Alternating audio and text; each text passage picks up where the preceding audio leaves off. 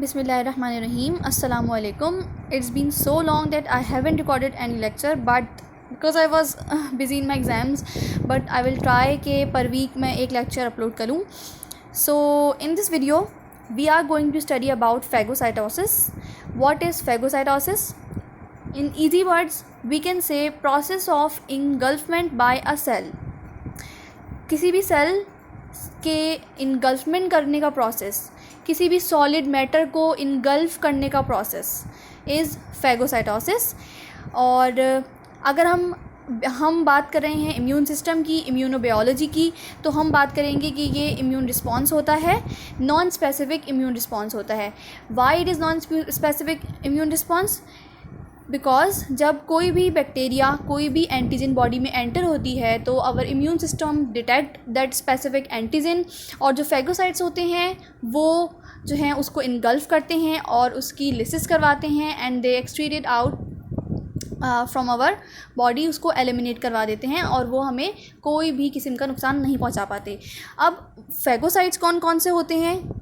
जो होते हैं बेसिकली जो हमारे इम्यून सेल्स होते हैं उनमें बहुत से ऐसे सेल्स होते हैं जो कि फैगोसिटिक फंक्शन परफॉर्म करते हैं, जिसमें हमारे पास न्यूट्रोफिल्स हैं, ईज़िनोफिल्स हैं, मोनोसाइट्स हैं, डेंड्रिटिक सेल्स हैं.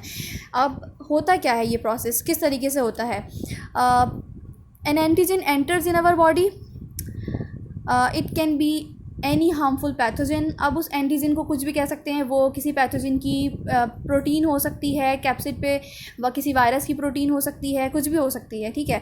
N antigen enter in our body, और जो फैगोसिटिक सेल्स होते हैं यानी neutrophils, eosinophils, monocytes, dendritic cells, they detect that antigen and they engulf that antigen inside the cell.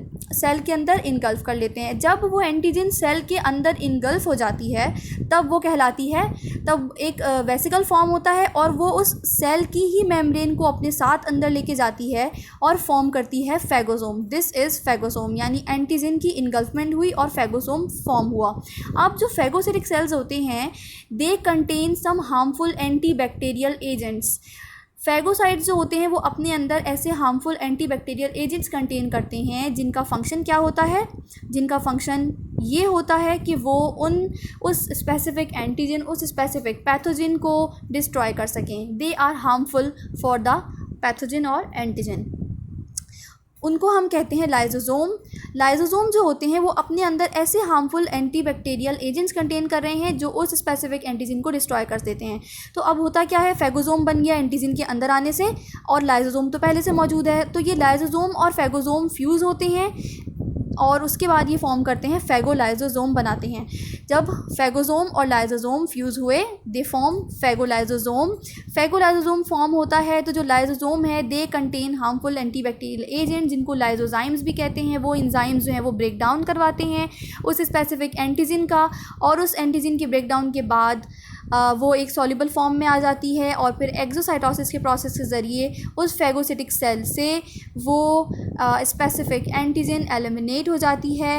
And this is the process of phagocytosis. Antigen enter हुई, phagosome form हुआ, lysosome present थे, वो एक फैगोलाइजोसोम form करते हैं and they destroy that specific antigen.